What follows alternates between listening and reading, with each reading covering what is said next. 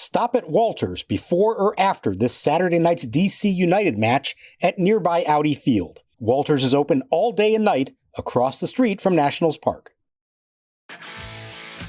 If you're a lineman in charge of keeping the lights on, Grainger understands that you go to great lengths and sometimes heights to ensure the power is always flowing, which is why you can count on Grainger for professional-grade products and next-day delivery, so you have everything you need to get the job done. Call 1-800-GRAINGER, click Grainger.com, or just stop by. Grainger, for the ones who get it done.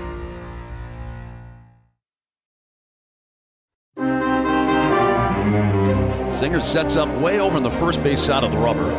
Former Florida Gator delivers.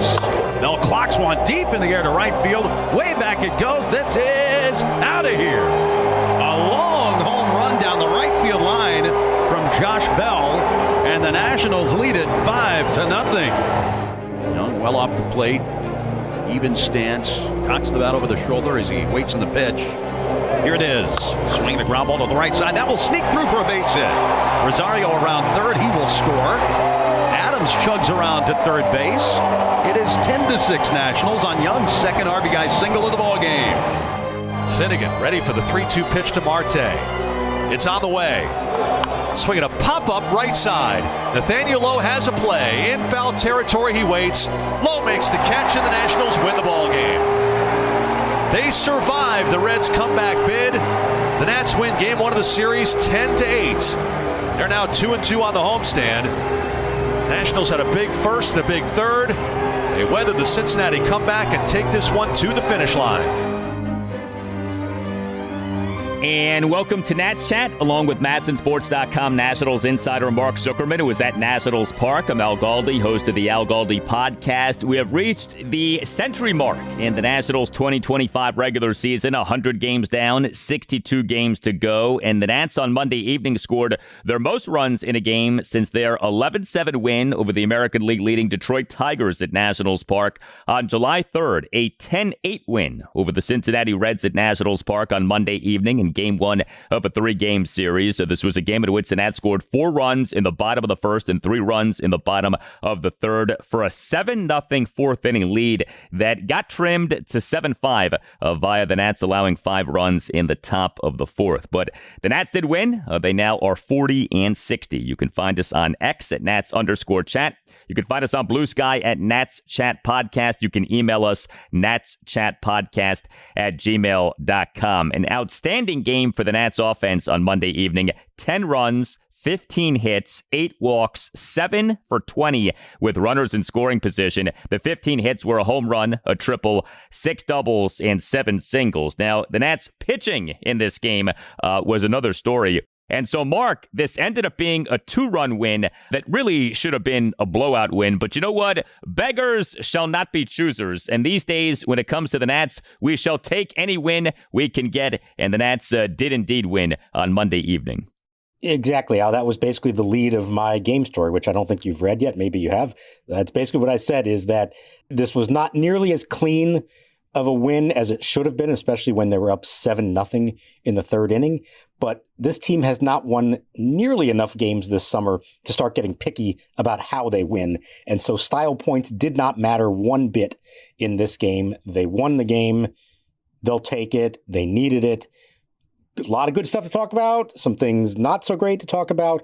But offensively, I thought it was very encouraging to see, number one, they scored early. Number 2, they kept scoring.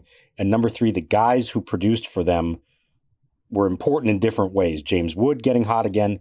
Josh Bell quietly now has put together a long stretch of being really productive, and he capped it off with this one.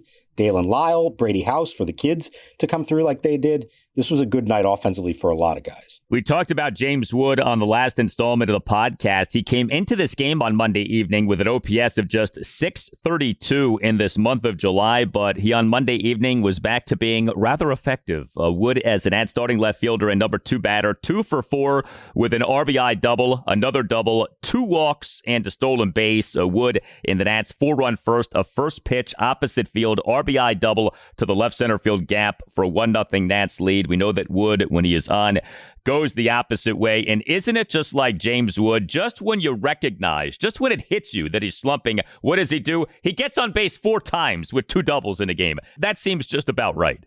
Yeah, and you knew, and I knew, we all knew that it was going to happen here eventually. He was going to snap out of it, and he did it in a big way. He was working extra early before the game in the cage with Darnell Coles, Chris Johnson. The biggest thing, well, 2 things. One, laying off pitches out of the zone. I think he felt like he was giving away a bunch of walks here the last week or 2 by swinging at pitches well out of the zone. So he was patient, took his 2 walks in this game. And the other thing that he did is he just stayed with a real nice, short, compact swing and let his natural gifts take over. And when you hit an opposite field double at 112 miles an hour and then pull a double at 115 miles an hour, that's a good night. That tells you your swing is in a good place. So I'm not going to say he needed it. I think we all knew it was going to be back here before too long, but it was nice to see him, I think, officially break out of the slump with this kind of performance. Mark mentioned Josh Bell. The stock is rising. Is perhaps the trade value rising? So Bell on Monday evening as the Nats starting DH and number 3 batter, 2 for 5 with a solo homer, a double, and a walk. Bell in the Nats 3-run third, leadoff full count home run to right field for a 5-0 Nats lead. Your Josh Bell OPS for this month of July, 968. How about that? Now, we get it. Overall, he has not had a good season, but he has gotten his OPS for this regular season to 695. That is better than Luis Garcia Jr.'s 692. That is better than Nathaniel Lowe's 691. Do you think that Josh Bell should be considered a viable trade chip for the Nats as we approach the MLB trade deadline on July 31st at 6 p.m. Eastern? Well, I think all along he was. I think the difference is that they might be able to get a little more for him now than they would have a while back. Remember late May, he hit rock bottom. He's batting 151, 254 on base, 289 slugging percentage. The whole plan for him of trying to hit for more power was not working. We were out in Seattle. He decided, I'm scrapping this. I'm just going to try to hit the ball hard. Don't worry about the launch angle. Well, he had a great series there. And while he didn't sustain that level for a long time, he actually has quietly in a lot of ways, but effectively really been a good hitter since then. His last 42 games, 303 batting average, 374 on base, and a 490 slugging percentage. No, he's not hitting home runs as much as he would love, but he's hitting the ball with authority. He's hitting doubles. He's been productive. Now it's Josh Bell. So if you're an acquiring team, you know he's probably going to slump again at some point. But he picked a really good time for the Nationals to get hot. Absolutely on the trade block, and you hope that there are enough teams out there that know his track record, know his history, and pay less attention to his overall season numbers and more attention to his numbers over the last month and a half. Whatever you can get for him, you take. There's no reason not to trade him, right? Veteran, 1-year contract. He has been a declining player, so if you can parlay him into anything, you absolutely go ahead and do that. But it is nice to see him doing so much better here these last few weeks. The Nats, they have never had a player who they traded twice, have they? Josh Bell would be a guy who they ended up trading twice. They obviously included him in the Juan Soto trade in August 2022, and if the Nats trade him this season, that would be twice that the Nats had traded Josh Bell. Au contraire, Al, I found one for you. They haven't had a lot of guys that they have traded away and then brought back, for one thing, so it's not like there's a lot of candidates for this, but going way back to the early years, Mike Stanton, the left-handed reliever, who was acquired at the trade deadline in 2005, balked in a winning run in Milwaukee before he ever threw his first pitch as a National. Jim Bowden traded him to the Red Sox only for the final series of the season in 2005 against the Yankees. The Red Sox were willing to give up 2 prospects, Yadier Peralta and Reese Taylor. They never amounted to anything. Just to have Stanton face the Yankees for 3 games at the end of a pennant race, knowing he would not be eligible for the postseason. So he did that. He pitched, I think, 1 or 2 games for them. He becomes a free agent. He re-signs with the Nationals for the 2006 season, pitches for them, and then at the trade deadline 2006, traded by the Nationals to the San Francisco Giants for Chiron Martis, a guy who wound up making some starts for the team, got off to a good start as a rookie, never really panned out in the long run. But there you go. That's the only one I could think of, and I looked it up, and sure enough, the Nationals twice traded Mike Stanton, the lefty reliever, not the Giancarlo Stanton who used to go by Mike Stanton when he first came up with the Marlins. How about that? Mike Stanton and perhaps Josh Bell, a two-person club. We'll see. We'll see what happens with Bell come this year's trade deadline. Hey, it's Al Galdi for Window Nation. The dog days of August are right around the corner. The humidity is rather thick. You've got the AC running on blast, the fans on, and the shades closed, but the heat still seems to be seeping into your home. That is, until you replace your old, drafty windows with energy-efficient, top-quality windows from Window Nation. And right now, you can get 50% off all window styles plus 0 interest for 5 years. You heard that right. With Window Nation, you won't pay any interest until 2030. Call 866-90NATION or visit windownation.com and tell Window Nation that you want the deal that you heard about from Al Galdi on the Nats Chat podcast. Also, know this, Window Nation will get the job done in a day or less. Window Nation's installation crews have over a decade of experience, so you can feel comfortable knowing that your windows are installed right the first time. Don't procrastinate another day. Save yourself another month of living in discomfort. Don't miss Window Nation's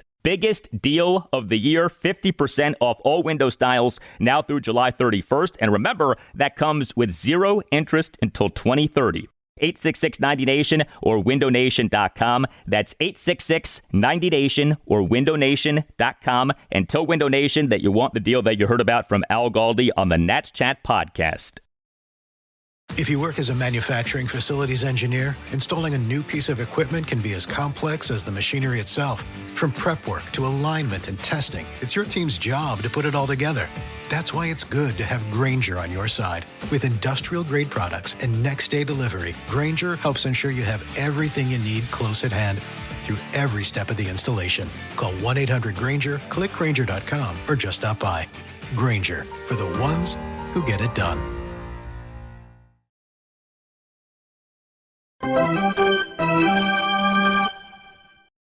Here comes the pitch.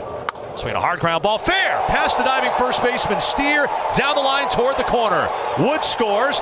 Bell jogging in. They're waving Lowe in. Fraley's throw is offline. Caught off by McLean. He throws to third. Lile is sliding in there with a 3-run triple.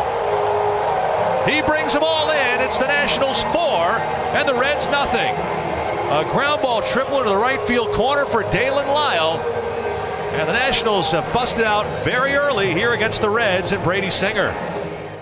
Multiple young Nats players beyond James Wood did well on Monday evening. Brady House, he is the Nats starting third baseman and number 5 batter, 3 for 4 with a double, 2 singles, an RBI, sac fly, and a stolen base. Daylen Lile, he is the Nats starting right fielder and number 6 batter, 2 for 4 with a 3-run triple and a single. Lile in the Nats 4-run first, a 1-out first pitch, 3-run triple down the right field line for a 4-0 Nats lead. And Jacob Young, he is the Nats starting center fielder and number 9 batter, 3 for 5 with 2 RBI singles and another single. We know that Dylan Cruz eventually is coming back. I would think there's some pressure on Daylen Lile to produce. Nice to see him have that 3-run triple in this game. Yeah, I think he needed it. He's had his moments for sure since he's been up here. He had like a 14-game hitting streak as well.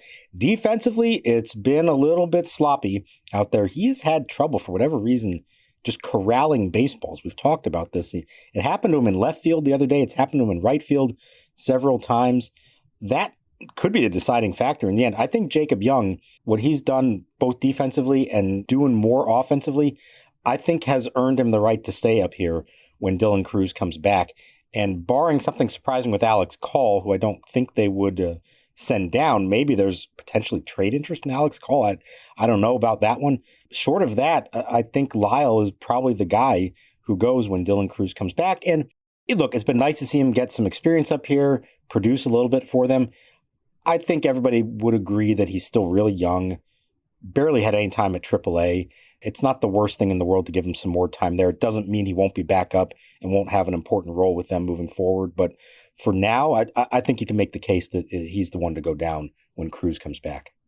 By the way, while we are talking about the trade deadline, MLB insider Jon Heyman of the New York Post, he, over multiple posts on X in recent days, has had this on the Nats, quote, several teams have called the Nats about all-star lefty starter MacKenzie Gore. New Nats GM Mike DiBartolo has said that while he prefers to keep the core group, he'll, quote, always listen, end quote. Probably a long shot with 2 more years before free agency, but worth teams trying. Nats have heard from about a half dozen teams on Gore, but they're said willing to listen on anyone and still thought very unlikely to move him.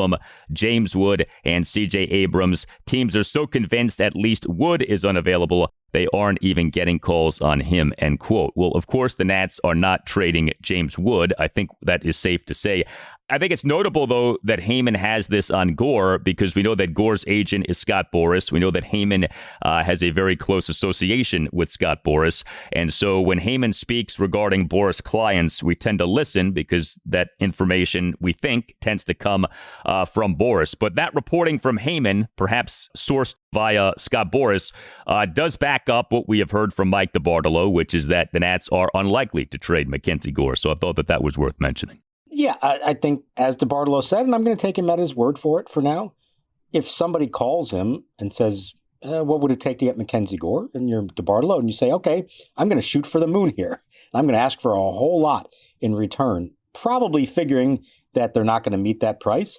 But, you know, he and Mike Rizzo asked for more than the moon for Juan Soto 3 years ago, and A.J. Preller gave it to them, and they couldn't say no to that offer. So, yeah, you listen, you tell them what you would want for it. I think the key here is they're waiting for teams to call them on that and make them an offer they can't refuse. They're not shopping Gore. They're not shopping Abrams, any of those guys around. I really feel like this is mostly confined to the guys on expiring contracts, maybe a few others like a Nathaniel Lowe, maybe a Luis Garcia Jr. I'd be curious how those kind of talks would go. If the feeling internally is that he's probably not the long-term answer there and he has a couple years left, like Gore, he's not under control as long. But I think the Gore, Abrams, Wood, Cruz, House contingent, it's not happening unless somebody just made a ridiculous offer for them. You think Luis Garcia Jr. would have trade value? I mean, he has the wretched defensive numbers. The OPS is under 700. I mean, I don't know. Is he that appealing to another team? Yeah, I don't know. I threw out the name just in terms of somebody who we think of as part of the young core, but maybe you would say, we're not really convinced that he is, and so let's see what might be out there for him. But they wouldn't be looking to dump him, for anything. They would want something of value in return. And as you point out, there's probably limited value. It's not very smart to sell low, I think, as we all know, and this would be probably selling fairly low on him. And I don't get the sense that that's Mike DiBartolo's style to do that. But it was a name I figured I'd throw out there because, we know all the guys on the expiring contracts. We've mentioned Lowe as someone with 1 more year of control. We haven't really mentioned Garcia at all. And it's a name that's crossed my mind in terms of, well, maybe you listen on something like that if you're not convinced yourself that he is actually the second baseman of the future for you. So the Nats offense in this 10-8 win over the Reds on Monday evening was great. The Nats pitching in this 10-8 win over the Reds on Monday evening, not so good. The Nats starting pitcher was Jake Irvin. He allowed 5 runs in 3 2/3 innings. Irvin gave up 6 hits, which were a double and 5 singles. He issued 3 walks and a wild pitch. He recorded just 1 strikeout. So we were back to Irvin having one of these games in which he was not very effective when it came to striking guys out. He threw 72 pitches, 41 strikes, 31 balls. Now, Irvin tossed 3 scoreless innings, but he then, in the top of the 4th, allowed 5 runs on 4 singles and 2 walks, and he then issued another walk, and he then was out of the game. He was handed a 7-0 lead, ended up lasting for just 3 2/3 innings. And you look at Jake Irvin now for this regular season, 21 starts. The ERA is up to 4.81. The WHIP is at 1.33. His ERA over his last 10 starts has ballooned from 3.42 to 4.81. Not good. No, and we saw this from him probably later in the year. Last year, he was great up until, the July 4th game was the shutout over the Mets, and there was all this talk of maybe he could be an all-star. Then he wasn't picked for that, and then he struggled for a good long stretch after that. So this one happened a bit sooner. The troubling thing to me you give them the 7-run lead. For whatever reason, they give Jake Irvin run support. They just refuse to give MacKenzie, Gore, and others. He gets through the first 3 innings fine. He's on 39 pitches. And then that 4th inning, it was really laborious. You have the walks. The hits were not like rockets, a lot of ground balls through the infield. But you saw his velocity go down. We've noted this before. I mean, he's throwing some fastballs that were in the 90 to 91 range. Did not look as crisp. I think there was a wild pitch or a pass ball in there somewhere. And just for a guy who's supposed to be like the workhorse of the staff, if nothing else, on a night when they needed it, because MacKenzie Gore got pulled in the 3rd inning the previous night. Brad Lord is starting Tuesday, probably only good for 3-4 innings. They really needed length from Jake Irvin in this game. And for the first time in 2 seasons, he didn't get out of the 4th inning. Hadn't happened to him this year, did not happen at all last year. You have to go back to his final start in 2023 for a start that Jake Irvin did not make it through 4 innings. So that stuck out to me, that like, what's going on here that he can't even give you that length. And I don't fault the decision by Cairo to pull him. He was fading at that point, not just in the performance, but in the stuff, to the point that you felt like you just have to make that move right now to salvage the game. It's tricky with pitchers. We know that it can take pitchers multiple seasons to truly find themselves at the major league level. But here's what we're looking at with Jake Irvin now. So he, over the last 3 regular seasons now, has made 78 starts, has accumulated 428 and a third innings. The ERA over that span, 4.58. The whip is 1.30. And he's older than people may realize. This already is his age 28 season. Do you think this is what Jake Irvin just is? He's a number 5 at best, maybe number 4 starter, but he's a guy who's going to have an ERA in the 4s. Like the notion of him maybe being a number 3, maybe being a lesser number 2, being a guy who can have ERAs in the 3s, that maybe just isn't who he is. I mean, the sample size is growing for him in terms of his work at the major league level. Yeah, but I hope not. And I'm sure the Nationals hope that that's not all that he is. And, he has had sustained stretches for a month or 2 where he's had an ERA in the 3s, even the low 3s. And as I said, the workhorse who gives you 6, even 7 innings on a regular occasion, his issue has been consistency, being able to sustain that over a long stretch. And that's what separates, of course, the good big league pitchers from the not good big league pitchers. So you're right about the age. He debuted at a higher age because he came out of college and he had Tommy John surgery and lost a season. So he's not a young guy in that regard, but still relatively inexperienced in that it's his 3rd big league season. So you would hope you can learn how to become a more consistent pitcher over time. I don't think he's going anywhere. He's going to be a part of this for a while, but you got to find a way. We talked about with MacKenzie Gore on the night when you don't really have it, just find a way to get through it. Minimize the damage, give him 5-6 innings. That's that crucial next step for him, and to not go into these prolonged slumps, which, as you pointed out, has been going on for quite a while now. Keep Walters in mind if you're looking for a place to book a private event in D.C. Visit waltersdc.com/private events for more information. If you work as a manufacturing facilities engineer, installing a new piece of equipment can be as complex as the machinery itself. From prep work to alignment and testing, it's your team's job to put it all together. That's why it's good to have Grainger on your side. With industrial-grade products and next-day delivery, Grainger helps ensure you have everything you need close at hand through every step of the installation. Call 1-800-GRAINGER, click Grainger.com, or just stop by. Grainger, for the ones who get it done.